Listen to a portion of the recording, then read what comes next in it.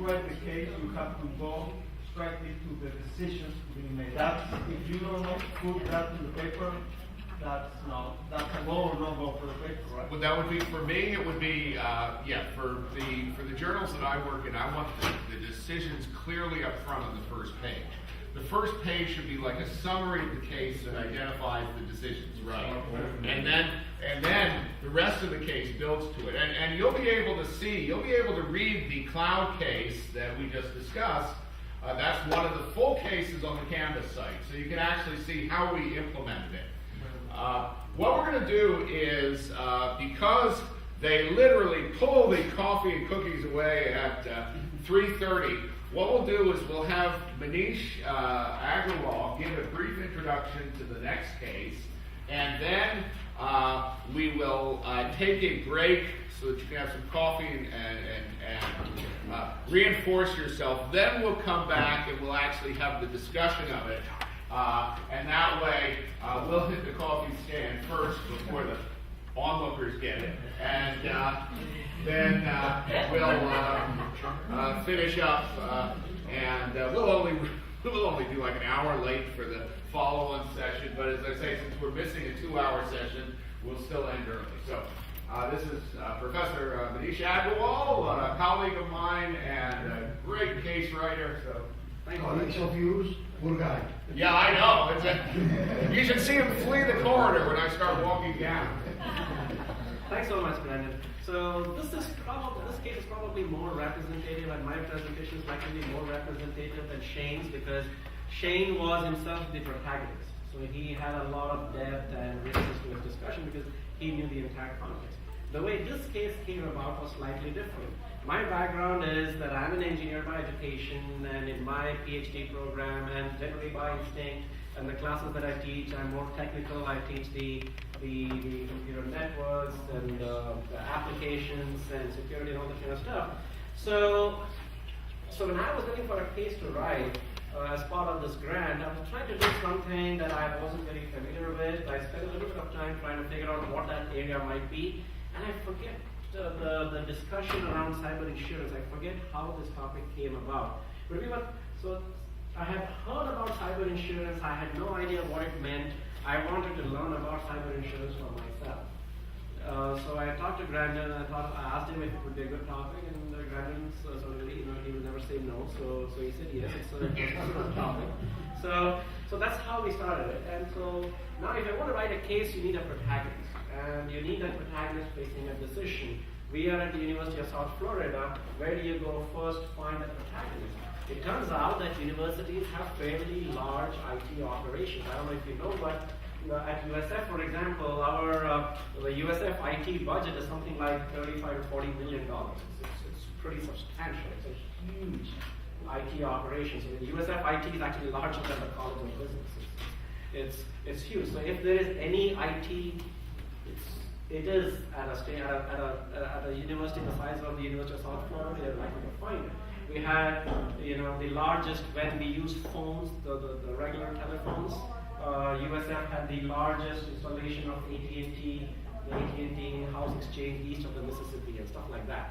So the natural person to talk to is find someone at USF IT, and the chance was, it just so happened that I have been teaching a class on information security for a while, and you get in, so then the publisher at Wiley, Beth Golub, she reached out to me and said, Manish, would you be willing to write a textbook on information security? I first said no.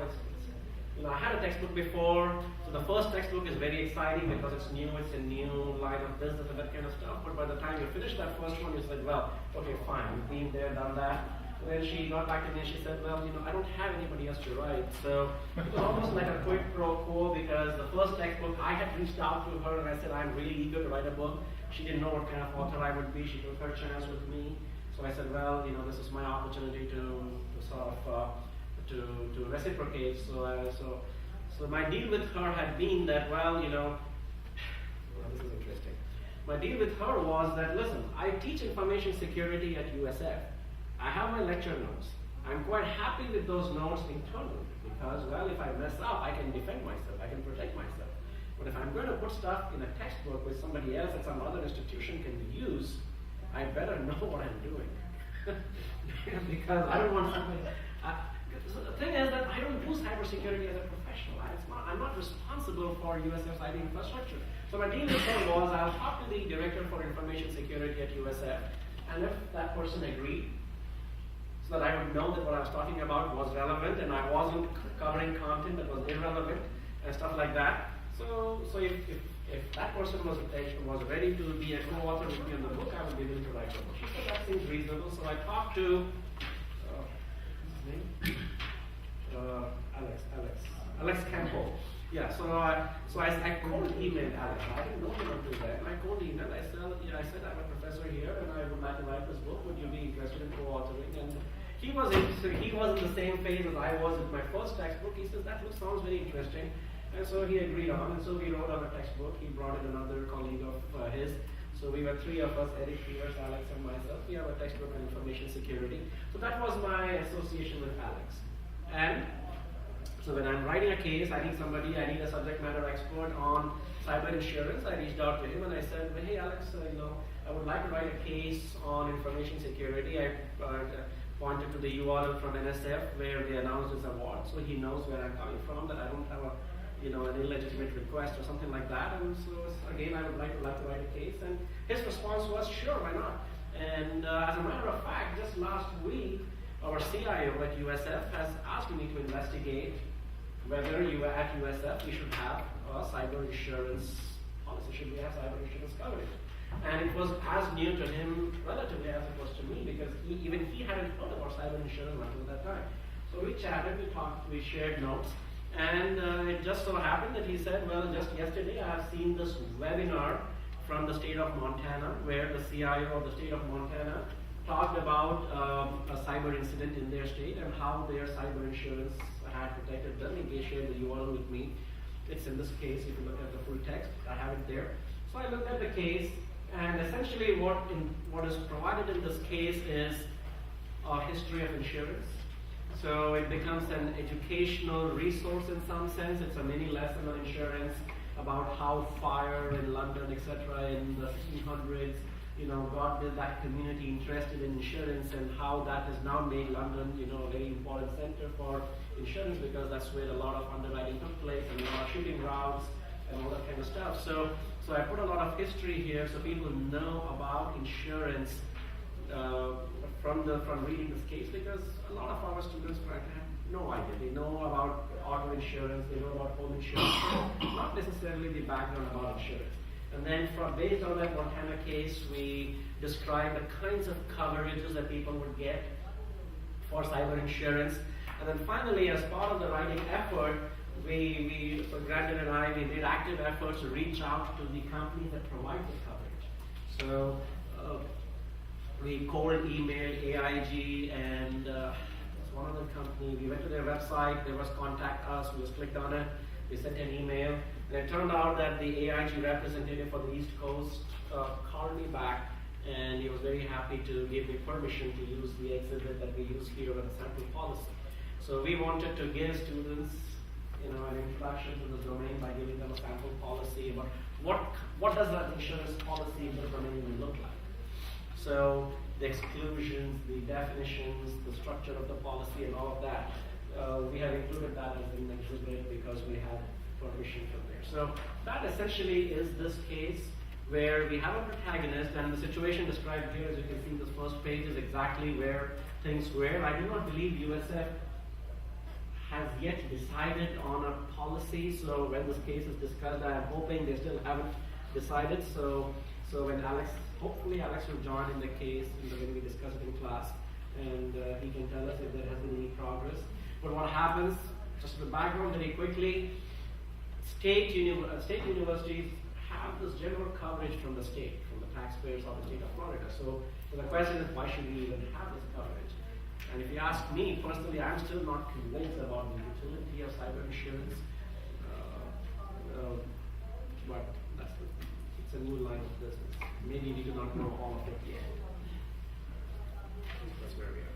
So since we're gonna do a Q&A with him after the cookies, and we only have like about 8 minutes now. One of the things I might just make it as an observation on this is, what are some of the things, just based on his description, what are some of the things that you need to know in order to understand, the context of this decision to buy, whether or not to buy cyber insurance? What are you actually trying to protect? Yeah. Okay, first off, you have to understand what the risks are that you're trying to protect against are. What else do you need to understand? Regulation from the government side. I mean, if there's no cost from the government for having insecure systems, there's no reason to buy an extra policy to protect those systems. Okay, so now we're dealing with regulations. Go ahead. Cost. Obviously, the cost of the policy, and also what's the flip side of cost? How the actuarial, study would be done if there is no statistic, it is something new. So how you make the actuarial, studies in order to see what's the cost? How do you gain moral value on something? What's the Doesn't- impact yeah. of it with the loss? Right. What's the impact with the loss? What's the history of the losses and How about what is insurance? Do you think our students actually know what insurance is? And are all insurances the same? This is another, and maybe when they start asking you questions, you can start, because I think that's some of the most interesting stuff in this case. What is actually covered. Now, a couple of things about this particular case. We've talked about making decisions, and in Shane's case, the decision really was a decision that would impact his activities. But in this case, what was the decision that was being asked for? Should we Not whether to get the insurance, because can Alex Campo actually buy the insurance? What was he being asked to do? Whether or not to recommend. And that's an important thing in a case, because sometimes you cannot get to the decision maker, but you can do a case on someone who's going to recommend something to the decision maker. And so, since in a class, they're not going to be able to implement the decision anyway, and since they're recommending what they would recommend to the decision maker, that is a way sometimes that you can get someone who is not a decision maker and nevertheless build a case. If they're being asked to do an analysis and recommend something, that's a way of kind of sidestepping the fact that the actual decision maker won't talk to you or whatever. Now, what do you think are some of the pros and cons of writing a case in a university context? you have pretty much a captive audience? Yeah, that's well. Yes and no. But sleeping of the audience. Well, I mean, first off, when you're writing a case on where you're doing your job, if you're an academic, what are some of the risks involved? Your peers. No promotion. Well, I mean, there are potential risks if the university does not like what you've written. Of course. And that's why those of us who have tenure,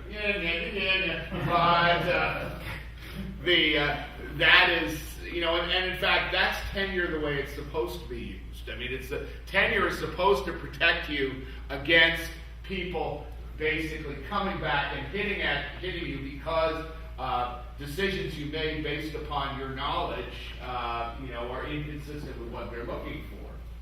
Now, on the other side, are there any advantages working, doing a case study in the context of, say, your university? Recognition if things go right. Okay. You can actually watch the decision. You can actually influence the decision potentially with the case. I love it when I can find evidence that writing a case has helped influence a decision. Another consideration that I find useful with focusing on the university itself, especially if it's a teaching kind of case, is your students can relate to it very well. They know about the institution. You have an opportunity to explain parts of the institution to students, and they relate to it very easily. You can bring in vignettes about how some incident that happened 2 weeks ago could have been influenced by something that happened here. I think as a small business owner, if one of my staff ever said, "Oh, I want to spend 40 hours writing a case study," I think that in academic environments would be more supportive of taking the time to do the exercise, whereas a small company, I would say, no, we're going to make a decision today in like 10 minutes, and we're going to move on. So I think writing something like this in an academic environment is going to have much more support. Well, it's interesting. I have found that small business people often are faced with decisions that are sufficiently challenging because they don't have enough knowledge to make them, that they just put them off. And sometimes having a case writer come in and actually construct the case is a big advantage. Now, normally in a small business, it's not going to be one of your employees who is going to be writing the case.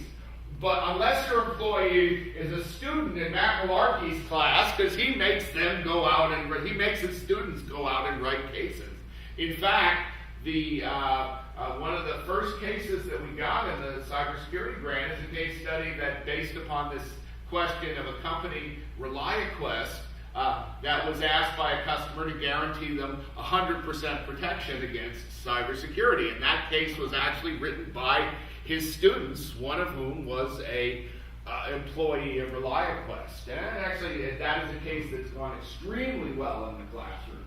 So that is, in fact, one other advantage, I think, is that, especially if you're dealing with a state university or a government organization, is virtually everything in that organization is available for an exhibit. You don't even ask for permission because it's all Freedom of Information Act, it's all in the public domain. Because one of the things, Manish mentioned this, is, we're talking about cybersecurity. Wouldn't it be great if we could have a sample policy? Well, you can't just go and copy some insurance company's policy and stick it in the back of your case. That's copyright. So you need to get permission. When you're dealing with government organizations, however, for the most part, you do not need to get permission unless it's classified. And if it's classified, you're not going to get permission. And frankly, you won't even be able to see it because most of us don't have clearances because, for obvious reasons, they don't trust us. Quite justifiably, I might add. But I think I've killed enough time. It's now 3 o'clock, so I think the coffee and cookies are out there, and then we'll come back and ask Manish some questions. So why don't we plan about 15 minutes for that, and then we'll come back, finish up by 3:30, and then we'll have the next discussion. We got an individual here who's been involved in writing the case, and what I'd like to do is just ask questions that you feel that you would need to have answers if you were writing the case yourself. May I ask a simple question? Yeah. Are there insurance companies who sell this kind of insurance? Oh, yes. If you call them, they have to tell you what they cover. They have to answer all your questions. They have to know what they cover and why and etc. Yeah, but here's what happens. Why should they talk to you though? So if you call them up and you tell them, are you a client? Who do you represent? If I'm not a client, if I'm writing a case, why should they talk to you? But you can tell them that which is true, you will advise somebody. Yeah, so the way we presented it was exactly that. We said that, we were very upfront that we are writing a case, and we gave them a little bit of a carrot in the sense that this case will be published. I put the link again to the NSF website. I told them, and in the cold email, I did mention that this case would be used in discussions at the Bloomer College of Business and any other college of business that might use the case. I put a link to the JITE DC website with telling them that this case would be published there, so they could see some sample cases of the kinds that we had published. So in other words, we did make a conscious effort to tell them that this was not a waste of their time, that this was a way for them to promote their business and things like that. I did not really get the answer to the question. What if someone does social engineering and just calls to this insurance company and pretends a future client or an actual client and tries to get out the answers to all questions? Yeah, except that, so your question is that we should do social engineering, or there's no security issue here. His question is, why can't I just call them up? And my experience is typically that time is very valuable. People just don't want to randomly pick up the phone and respond and take time. So you want to give them some... come to their office? Yeah, except that in this case, the representative for the East Coast for AIG, as it turned out, first of all, they didn't have a phone number on their website. They only had an email address. And in fact, they just had a contactless form. And it just so happened that the representative was physically in New York. But when I talked to him, he told, he said, his job is to promote the cybersecurity line of business in the East Coast of the United States. And he was very happy to actually fly down and talk to our students and all of that, all of that. And so our offer to him was, well, what we could do is, when we had a group which made sense for him economically, we would recommend to him. He's happy to come. So the bottom line is that we had no idea what response we would get. If there was a phone number, I would have definitely picked up the phone and talked to them. It is on their website. They did not have a phone number. They did not have an email address. They had a contact us form. And I personally don't like to be spamming, so I had one shot at the email. So so we did exactly what you recommend, where we tried to promote their what they would get out of cooperating with us.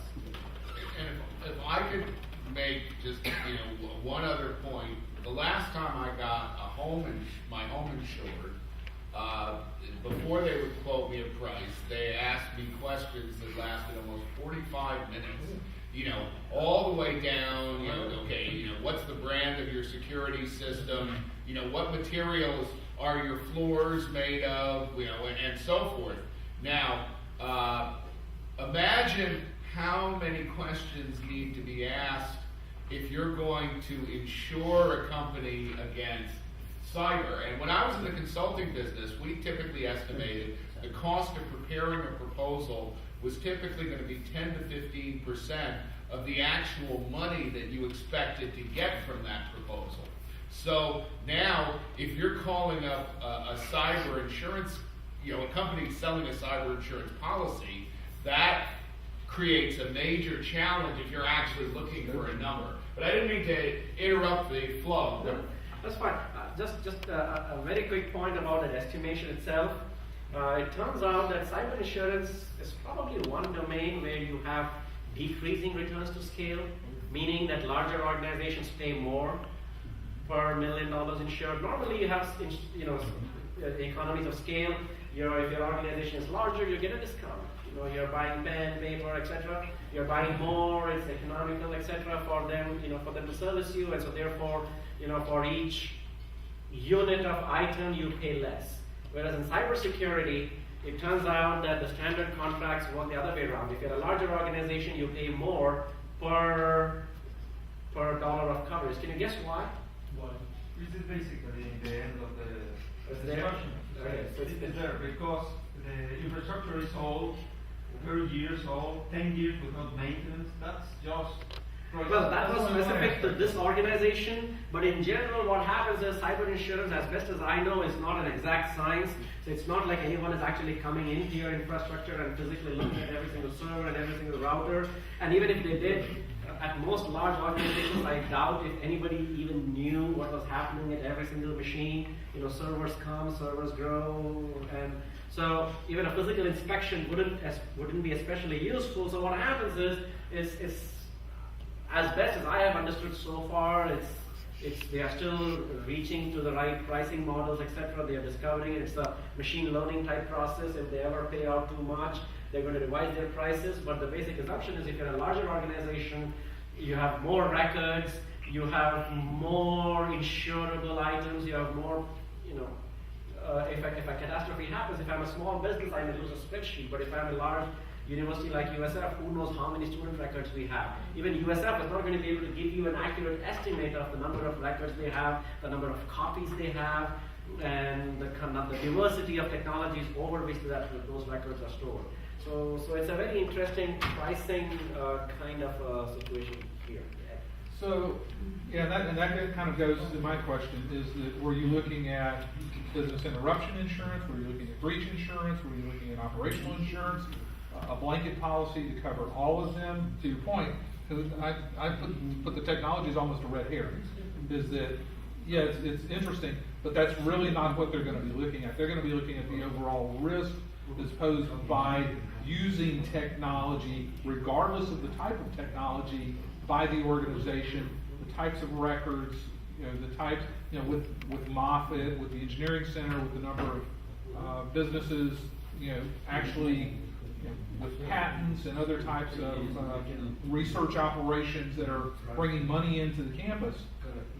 The bigger risk is the loss of that revenue, as well as student risk and things like that. So to us, it was a great learning experience in terms of what cyber insurance actually entails, and as best as we have figured out, cyber insurance is really incident response in some sense. It is really consulting services. So I don't believe cyber insurance policies as of yet will actually cover you for your legal expenses. So if you're settling with, say, MasterCard or Visa or something else, I believe you are still on the hook. But what they can do is they can manage your communications with the victims. They can manage your what they can do is they'll get you a third-party audit to ensure that your system is not compromised anymore. They can deal with, they can provide an interface. They can have somebody who can respond to the press and the media and others. So this is a very interesting kind of a coverage. But most of it too is around remediation. It's around the recovery from those types of incidents, because a lot of the things you're discussing, like communications, well, that should be part of your incident response plan for the broader university. Anyway, that you have a communications organization that knows what to do. And that is why this becomes an interesting problem, because typically you have the resources and the infrastructure, etc., to be doing all of these things anyway. Yeah.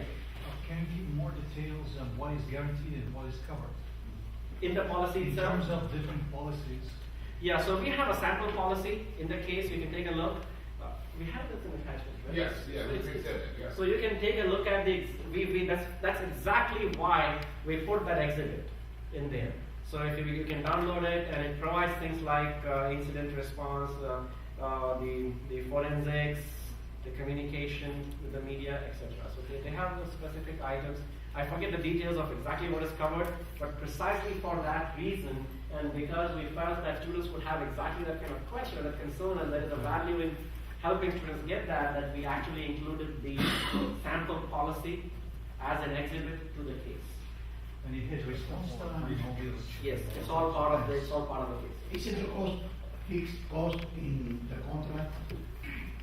Yes, It's right. fixed. Yes, it's a premium. How crazy is the idea not to get it fixed, but to relate it to the revenue in order to share the risk between two sides? Yeah, that would be a research question, I would say. That's so in a discussion case, you are discussing business as it stands today. What you're talking about is, how do I design a contract? How do I design an insurance contract that partitions incentives and risks and other No, I am parameters? saying on that because this is something new. There is no statistic Yes. that I can support actuarial studies. Yes. So this is Yes. because it's new. You see, Yes. so. And in fact, very interesting. So when we were writing this case, we had a guest speaker from T. Rowe Price. T. Rowe Price, right? Baltimore? Yeah. So we had a guest speaker. He was the VP for IT at T. Rowe Price. They have about their IT budget was it's like hundreds of millions of dollars. Huge operation, 6,000 people working in IT. So we asked him, do you have a cyber insurance policy? And he said, yeah, we have to have it. We have to have a cyber insurance policy. And I said, well, you are larger than any cyber insurance company. What coverage? I mean, how can any insurance company with annual revenues of a few $1 million really cover you? Because you can find, So he said, well, yeah, but that's because a lot of our customers like to see on our website that we are covered by so we have covered. There's also a regulatory requirement in some cases.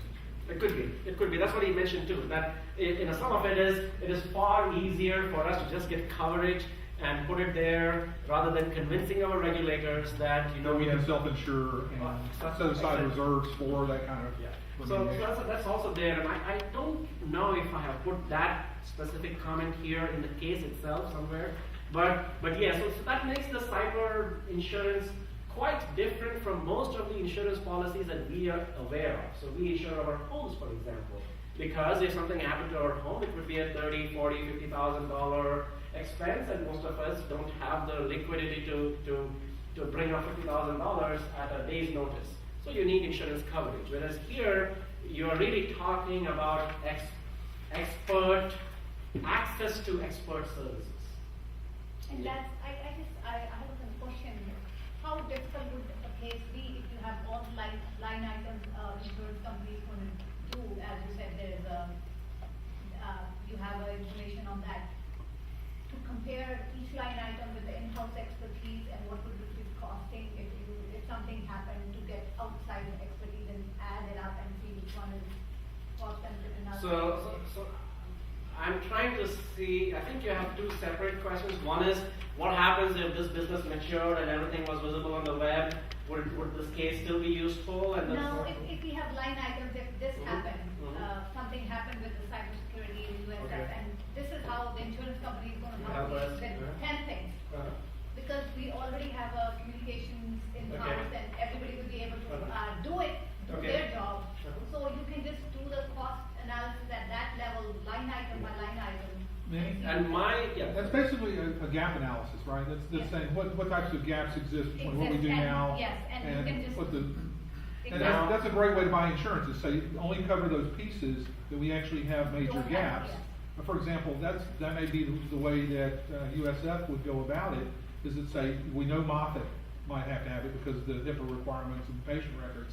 Yeah. We know that the research part may have to have it because of the patents and the proprietary information that they share, so that they could take a risk-based approach to determining what components actually make sense. Is it breach? Yes. Is it actually, I mean, if you have a second site Infiltration? for all your data, do you really want a restoration for that kind of thing? And or how, I mean, I guess you can just do, as you said, gap analysis, that's the word I was missing. I would, I'm just trying to put on my CIO hat, I've never put it on, but I've never been one. But there is also an element of how ready would I be?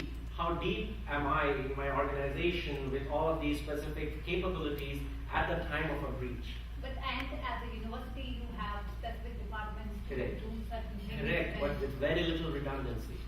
So our entire network, just for example, at USF, we are $30 to $40 million IT organization, but our entire network group is 3 people.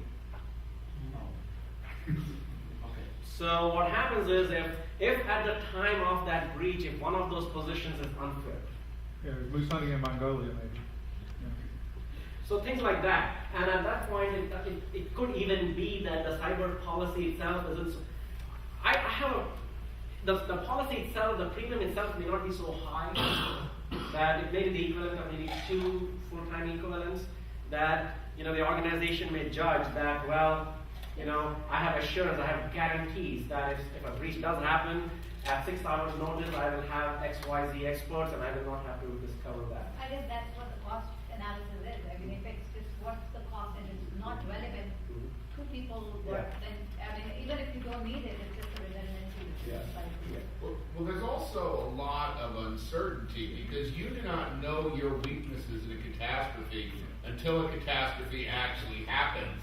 And it's very, very easy to get complacent if you haven't had a catastrophe recently. So in Florida, for example, we're expected, it's a good idea to keep all your trees heavily trimmed so that if there's a hurricane, they do not become flying objects. But the longer it is since the last hurricane, the more bushy our trees start to look because, we get complacent. And I would say there is no place that is capable of greater complacency than universities in terms of, they imagine, that they can handle these things. And you also find a lot of positions at the university, even in the IT area, are staffed by students or recent graduates. They're constantly turning over, and the danger with cybersecurity breaches is you get one or two bad email messages that get sent out to everybody, and all of a sudden, you know, you have become chum for the sharks out there, because you are presumably have deep pockets. So that's another domain. Yeah. To the same extent, though, I mean, if you're paying for cyber insurance, now you have all these decision makers going, oh, well, we have cyber insurance, we're completely covered. Now we're price complacency into our program. Oh, we shouldn't have to fill the IT department with regular staffing. Why do we need to do pen testing? We're covered. Like, we basically now have offloaded all of our risks and just like put a little sticker on our website saying we're covered. And we have this huge vulnerability. So we have this moral hazard problem. We haven't put that section. Maybe we can. I think that's a great point for the case. And by the way, these are what we're doing about here as the type of things that would be discussed in the context of a case like this, because you know this is. And when you look at the kind of background that you have, we talked about this before the break. There's a lot of information you have to have before you can have a sensible discussion on a case like this. So incentive compatibility and moral hazards, the two standard problems with insurance contracts. I agree. They should be a part of the discussion here. How does the insurance company know that you are an insurable party? That is the incentive compatibility that, I'm not insuring the high risk organizations alone. And how as an insurance company can I ensure that because you're covered, you're now not more lax? Yeah, and in fact, that's one of the reasons that they do, on cybersecurity insurance in particular, they do very thorough assessments. They come in and really do kick the tires and do it on a regular basis, much like you would do for any type of vendor or supplier analysis as a company. Working with people that you perhaps have them manage information or systems on your behalf, and you do those assessments. That's what the insurance companies do. Make sure you haven't gone lax or complacent in your policies, practices, and implementation technology. But then to the same extent, you're paying the cyber insurance company, AIG, which probably isn't an expert in cybersecurity, to then go hire a third party. I mean, at that point, why don't we just cut out the insurance people and find a reputable pen test company to do this? But it then comes down to you have to remediate from a breach. Okay. Right. Something happens. You have loss of revenue. You have loss of operational capability. You have exposure by federal or state law enforcement, and you have to respond to that with legal, to your forensic, people, other types of professionals to come in. Insurance will help you mitigate some of those costs, but if you try to self-insure, you don't know what you don't know, because to your point, you don't have the experts on staff. That's what the insurance company will do. They will get an expert company to come in and do that assessment for them, so that they have a really good understanding of that environment before they go insure it. And these are, by the way, great topics. I mean, as I listen to this, I'm more and more convinced that this is going to be a very interesting case used in the classroom because of, all these complexities. Yeah, I personally learned a lot about this domain from writing this case, because it's very different from a typical insurance policy. It's not strictly third party. I think they do fall under liability policies in the category of insurances, but it's not really reimbursing you for your operational losses. It is doing some instant response. Well, it depends on the type of policy, right? That's it. There are cybersecurity policies that will give you loss of operational capability. The one you're looking at sounds like it's more around breach. I'm breached, what do I do? You still have remediation that you have to do after a breach. Having been through a number of breaches, that's a tremendous expense. I was in one breach. I was the chief information security officer, came in after the breach. Company was roughly $200 million. We had to pay about $100 million to fix the breach, and we lost maybe $12 million in the breach. But the remediation afterwards was what was a big expense. It was completely redo our security operations, completely hire new people, the legal expenses, the loss of compliance and fines and penalties to not only the federal regulators but the industry regulators, for example, for payment card and the like. So those types of things are more the hidden costs that you don't see, that insurance has to hopefully cover parts of those expenses. Or, like you said, you're going to wind up with maybe a 3, 4, 5 times multiplier on what the actual breach was versus the cost of remediation, and that could put you well out of business.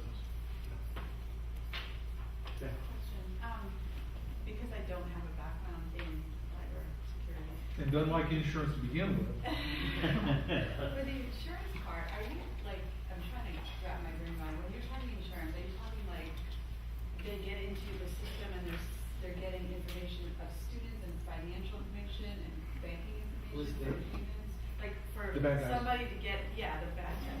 Or in the case you talked about the ages of the computers, you're talking about replacements of them, are you talking about lawsuits of people if things were stolen and they're used in other ways, like? So that's the terms of the policy. Let me give you a good example on this one, Robin. Say the hackers were able to get into, for like the HVA system at Moffitt Medical Center, and were able to shut down the system, which caused then patients to die because of that. So it's like a. It could be any number of things, not just the breach of records, but breach of specific core systems. Use of. Much like if somebody was attacking the electrical grid, get into those systems that are key to the hospital, or key to the research part, that would potentially damage, could thoroughly damage not only their reputation, but their ability. This is the terms of the policy. Okay, So the sample policy that we found is a typical cyber security policy. It would typically be around the incident response and things like that, and providing an interface to the media, helping you clean up whatever is identified with the forensics and things like that. And it covers the whole computers. What is the meaning of covering the whole computer? Because in the case you were talking about the age of that. Yeah, well, if we're talking about the ages to establish the context. If there's a virus or something and they blow the system. Yeah, so that's again, what is your policy state? Are they responsible for cleaning it up, or are they responsible for detecting the problem and reporting it to you? And then you wonder if people will start reporting because the systems are older and they get more replacements. And that's actually one of the big issues is That that, whole thing. and why they must come in and do those kind of assessments, because, for example, in a hospital, they may not have the most up-to-date systems, and you potentially can't replace like for like with new systems. And that whole problem is one of the issues that you really face here. How do you then remediate? It may be beyond just these systems itself. It may be the complete infrastructure underlying the hospital that now has to be replaced because these systems, which couldn't have been replaced earlier, now absolutely have to because they are so completely out of date and damaged that they couldn't be fixed. Yeah. I have a really big picture question about case studies in general. Earlier, this gentleman here mentioned something when you said, oh, that moral hazard, that's a great point. What do you do as an author to find these kinds of spaces where you can take some ideas for a testimony and really beef up your case? Or is this just a lumpy scenario? No, it could be this, so you'll be version 1 of the case, you would run it by a classroom. So if I thought of this as a class where the case was being discussed, some point comes up, it's not in the case, we go back and create version 1.1 of the case. One of the things that we recommend is before you get a case finalized and published, you get permission to do a one-time use of it in the classroom. Ideally with people who were involved in the case sitting in, which is the best case experience for your students. Having the decision makers sitting in on the discussion is a tremendous experience. They are going to pick up things, and you are going to, as the facilitator or the case writer, you're going to pick up things because you're going to discover that they have misinterpreted entire sections of the case. And then when you reread it, you see, oh, I know why. I didn't write this nearly as clearly as I expected to. And so while I emphasize the benefits of speed in writing a case, it doesn't necessarily mean you have to be that fast in publishing it. You can go through a classroom test, see how it works. You can run it around, if you're doing to a journal with peer review, the reviewers may come and say, well, I think you're missing missing this, or I would be interested in knowing that. And those are ways that you can improve it. Also, the perfect is the enemy of the good. Remember that as an instructor, using a case that you did not write, you're going to be injecting your own information. Truthfully, lecturing from a textbook does not require any great expertise in many cases. You take the notes the publisher has provided you, you reflect the PowerPoint, you read the chapter, and basically you repeat back what was in the chapter. That describes many high school teachers, and more college teachers than I would care to admit. When you're dealing with case studies and running discussions, if you don't have any expertise in the area, you're going to find it very, very challenging because you're constantly going to get ideas introduced from the students. So if a student mentions moral hazard and it's not in the case, then the next thing you have to do, well, first off, if you're not familiar with moral hazard, then you basically say to the student, well, for the benefit of the class, would you explain what you mean by moral hazard? And so you get good at it, but also you have to think on your feet and, try and figure out how this can add to the discussion. So whereas a lot of stuff in a textbook is pretty programmed, when you're actually dealing with a case, you almost never know what the discussion is going to lead. And as an instructor, you can even add a lot of value to an imperfect case. Yeah. The insurance procedure should cover the programs hacked by anyone in a company, for instance. If the program that I have in a company should be covered by the insurance policy, if it's hacked by someone. So you mean to say what are the specifics of a policy? So the question is, if I have some specific projects or technologies within my organization, what happens to the coverage? How do you negotiate the terms? Well, that's one of those where they have to assess the potential risks, of the applications or the technology or the infrastructure, whatever it is, and then decide what the premium value is going to be for you. And because of that type of work, that's a much more expensive type of assessment than somebody coming out and looking at your car. So that's one of the reasons it costs more. But at the same time, is we were sitting here talking about security incidents used to be kind of like the black swans, the very improbable events. They're not anymore. If somebody wants you bad enough, they're going to get you. And universities are great targets because there's so much information. And universities now also important to protect. I have formulas developed by my company. I want to ensure that if somebody hacked that, I would be covered. So you have the intellectual property protection. Yeah, and that's a little bit different than cybersecurity protection. It's not cybersecurity. No, that's not. That's more the protection of the intellectual property, and that's loss of use, income, and property right. So there's a very different type of insurance is regarding the hardware. Yeah, they're very different policies in cyber insurance. Like I said, there's remediation.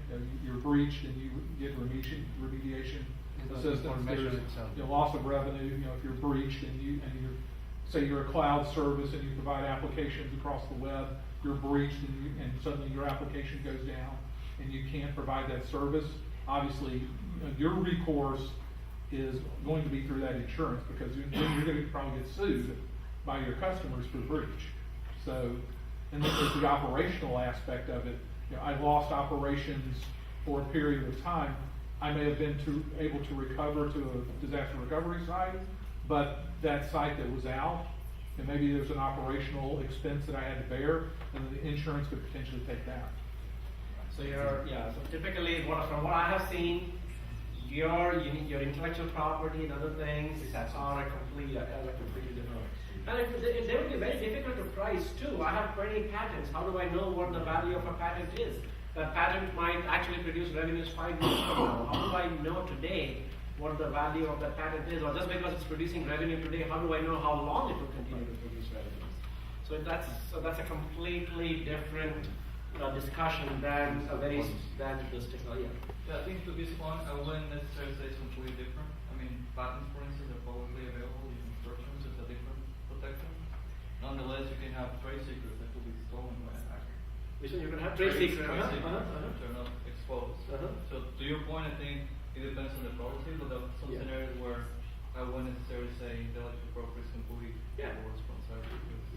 And if you think about the case we did earlier, Shane's case, I mean, basically what they had was essentially videos that, you know, were the result of a tremendous amount of work, and if those get stolen, basically it's like a trade secret. Now all of a sudden anybody can get at them, you know, they suddenly end up on YouTube or whatever, and something about it. For example, in that case, you know, they have to find a way not only to securely deploy those videos, because if they're going to use data centers in, you know, more culturally accepting, locations that, you know, legally, privacy respect, intellectual property perspective, they have to have that kind of, you know, insurance around it, and they can, you know, certainly craft some of that.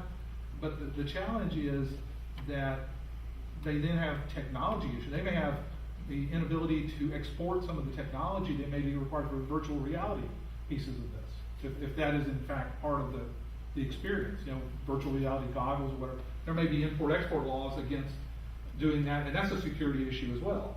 You know, exporting that type of technology overseas. So they may not be able to do that, you know, in certain areas to service their customers. So I hate to bring this discussion to a close, but we've got one more case we've got to do, and what I'm going to suggest is, well, first off, thank you so much for joining us.